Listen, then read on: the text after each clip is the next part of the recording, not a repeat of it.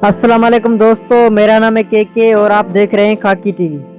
दोस्तों, जैसा कि काफ़ी दोस्त मुझसे एहसास प्रोग्राम की दूसरी किस्त के बारे में पूछ रहे थे कि एहसास कफालत प्रोग्राम की दूसरी किस्त कब शुरू होगी, तो आज मैं आपको इस वीडियो में दूसरी किस्त के बारे में मुकम्मल तफसीलात बताऊंगा और ये भी आपको बताऊंगा कि ये रकम किस किस को मिलेगी और रकम कितनी होगी।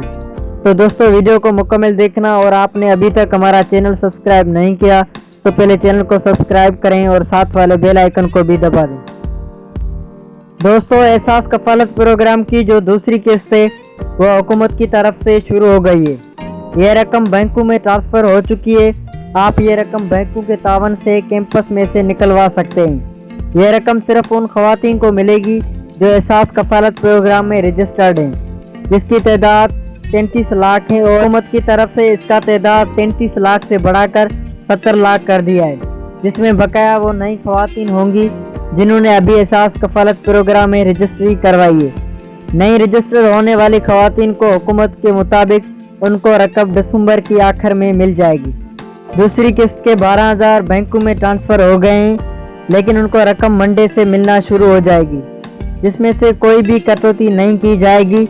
उन खवातीन को पूरे 12,000 रुपये मिलेंगे। अगर आपको हमारी ये वीडियो अच्छी लगी हो तो वीडियो को लाइक ज़रूर कर देना।